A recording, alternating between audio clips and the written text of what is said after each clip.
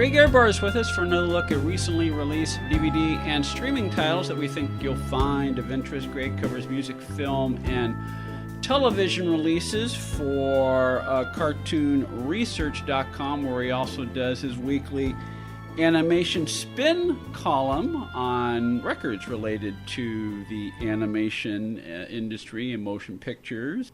Greg's writings can also be found on GregEhrbar.com, Gregavision.com, and occasionally TelevisionConfidential.com, which is our new URL. What do you have for us tonight, Greg? Probably the first show where the lead character dies from shopping carts in front of Ralph's. That's why I don't shop at Ralph's. We should explain that also with us is Greg's son, Colin. Hello. Colin is our special extra. If this were Batman, he would be special extra guest. Yeah, when we get to Batman, we'll bring him back. Oh, okay. Oh, good. That's right. That's right. You like? You told me off mic that you like the Adam West show. Yes. So Yes. I knew there was something I liked about you right away. A while back, we did the first season of The Good Place. But, Yes. both the first and second season are available, and this is a fluke of the calendar. But as we are recording this segment of Greg's report, this is the day after National Bow Tie Day. Wow. There you go. I didn't know that was a thing, but Yeah, Michael and his bow tie. Mm-hmm. And Colin and I actually were able to visit the Good Place. no, that's not Without possible. dying. Because you really? Yeah. Well, Okay, no, you we just- died. okay. Well, we got- were dying from the heat. No, we died. We died and got sent back. Oh, that's right. That's what the plot was. That was the plot. Yeah, that was the plot. And then we had a lunch that wasn't all that good. So Well, because it was just an outfitted thing to be. Yeah, it really wasn't. It wasn't really the Good Place restaurant. They Well, I just said it was going to say, fork, but you can actually say that. Yeah. There actually was a giant fork. Yeah, there was a giant fork. Yes. Did you see the fork on the road down on Pasadena Avenue? No, I'm serious. There is a giant. There is on near the 210 entrance on Pasadena Avenue, not far from here. There's a giant. A giant fork. Yeah, there's a giant. It's like a living art exhibit. It's the giant fork in the road. It's Oh. like it's like a 9-foot fork. 2 ways to go from it. Exactly. Yeah. Yeah. So sometimes puns are art. Yes. Sometimes. Exactly. Yes. Exactly. Well, we actually recently were at the San Diego Comic-Con. Comic-Con. Yeah.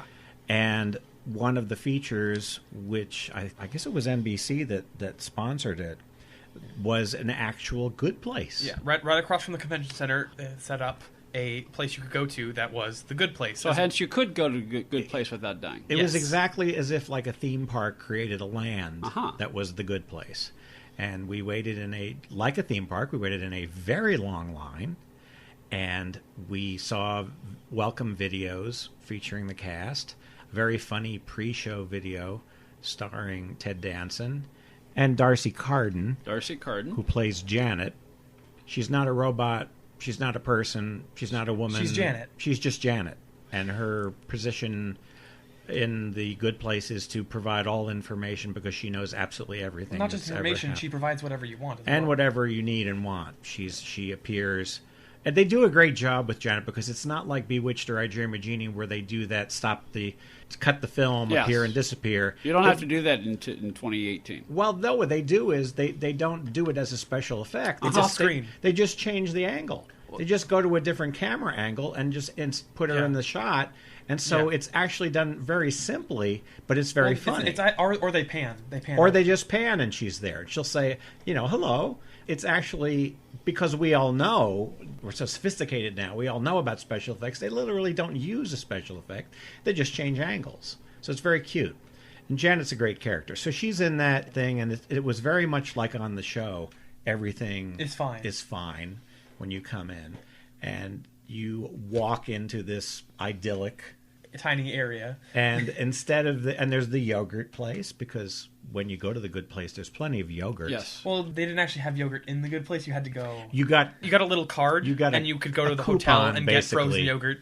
for yogurt, because this was like a theme park. Yeah. You got coupons rather than actual Now, yogurt. are we talking about the show or are we talking about the Comic-Con? This Well, is the let you, Comic-Con. thank I you. see. Thank you for Yes. helping me clarify, because truth and fiction.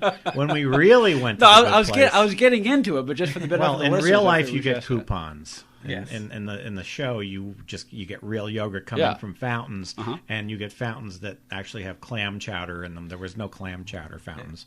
In the show, there were. Well, at San Diego in July, you probably wouldn't want. Ew. Yeah. No, you also wouldn't want shrimp flying through the sky. No, but there's. But there was a shrimp merry-go-round which I rode. So that alone was amazing. Well, you're light as a feather, so that's not. I am like Gossamer. And the thing I got to do, because they really only had two main activities for you to do, which is ride on the little merry-go-round thing. There was kind of three, because it was go around, talk to the actors for the thing, or there was the two activities, was ride on the merry-go-round, and there was a setup for doing the trolley problem. Which was a whole episode devoted to the. It's an ethics puzzle. Yeah. Now, for the benefit of the listeners at home, I'm familiar. I watched like the first half of the first season, so I know the basic premise. It's basically the good place is heaven, or at least we think it's heaven. But as we get further into it, there's question as to what the good place actually There's always is. question. Yes.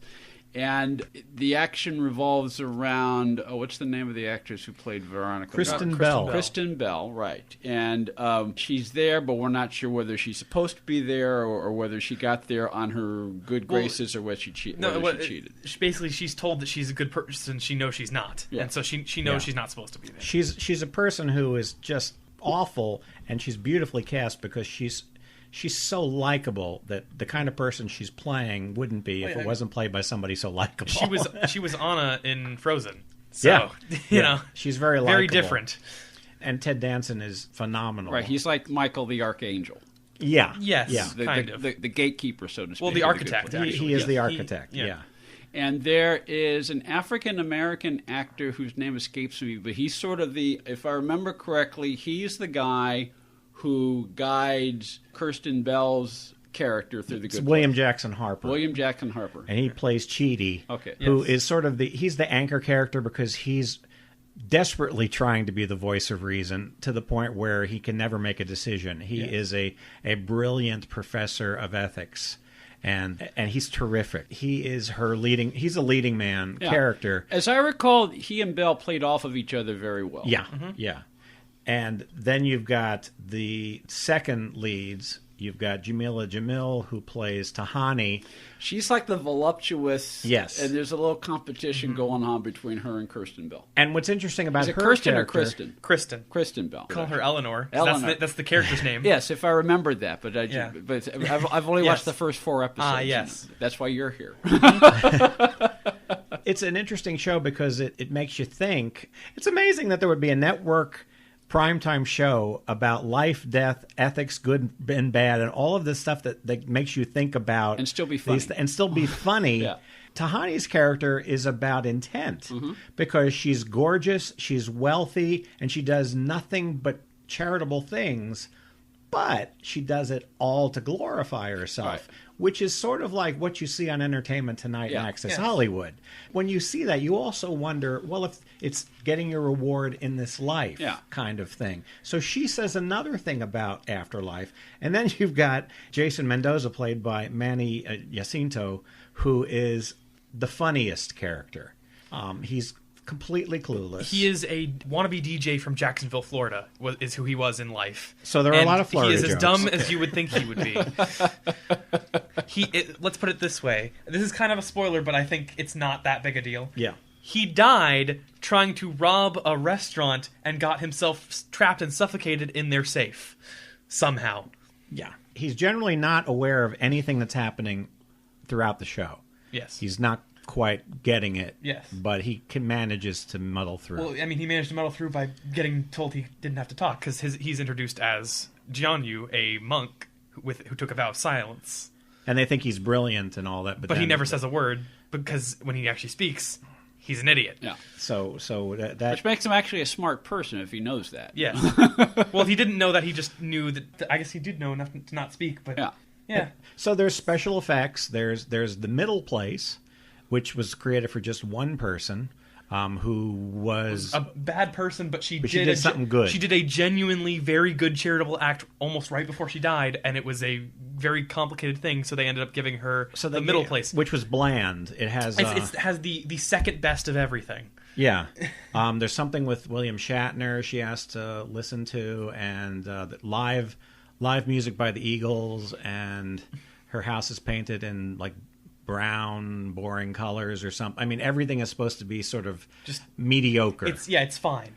So it's acceptable. That offers a lot of opportunity to, so it's loaded with satire. It's very funny. It's very brightly colored because of the special effects. It reminded me of Pushing Daisies. There's at least visually, it kind of reminded me of Pushing Daisies a little bit. Mm-hmm. The show was created by Michael Schur. Okay. Who make Parks and Recreation. So you'll see, if you're a fan of that, the comedy is very similar, the style, and there's a lot of similar cast members. But it is a fantasy. It's kind of a bit of a throwback. There's not too much primetime fantasy.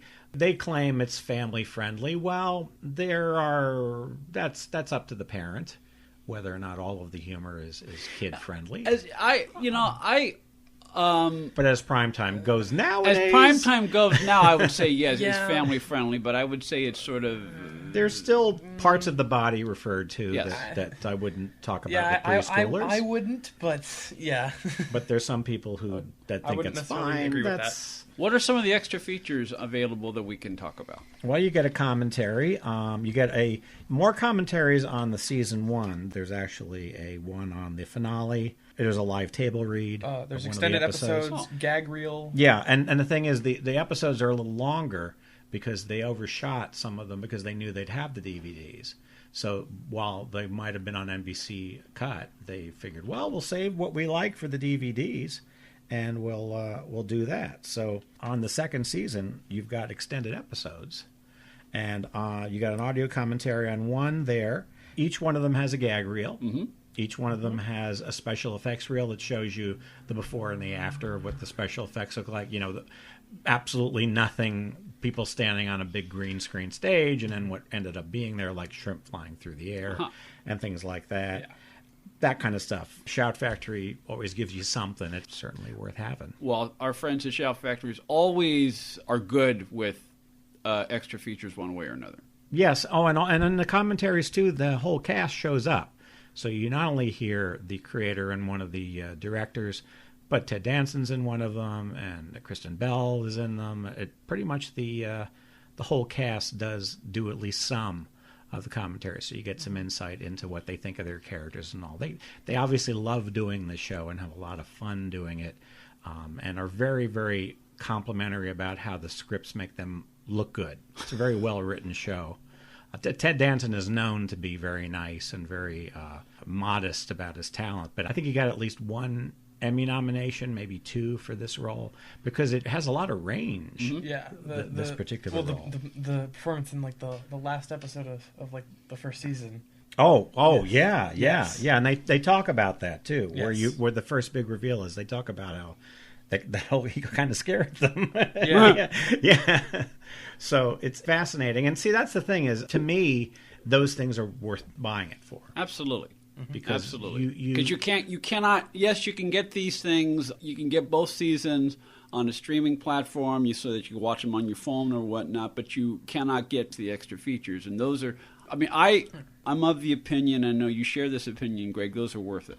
Yeah, and we're archivists / historians, but we're also fans. Yeah. And if you're any one of those three things, if you're an archivist, you're basically a collector, and if you're a historian, you basically like to read up and read behind the scenes and look up on the internet and stuff, and the more you look up, the more you know you didn't find out everything. So you want that information, and sometimes the only way to get it is to hear audio commentaries and things. And 9 times out of 10, this is my experience, I'm sure you both agree, that if you watch some of the behind-the-scenes stuff, that drives you back to rewatch the show. Yes. Because you missed stuff. You get a new perspective on things. Exactly. And in the case of the second season here, you literally are missing out on content without this, because there are extended episodes. So there's more to see. Yeah, and I don't know if the streamed ones are longer. No, I think they're just the original aired versions. So all the more reasons to want to pick up both Season 1 and Season 2 of The Good Place with Ted Danson and Kristen Bell, both available on DVD through our friends at Shout Factory. Everything's fine. CartoonResearch.com, GregAvision.com. Greg, always good to have you on. Thanks, Ed. And thank you, Colin. You did good. I tried my best. You did. You're good. You're a natural.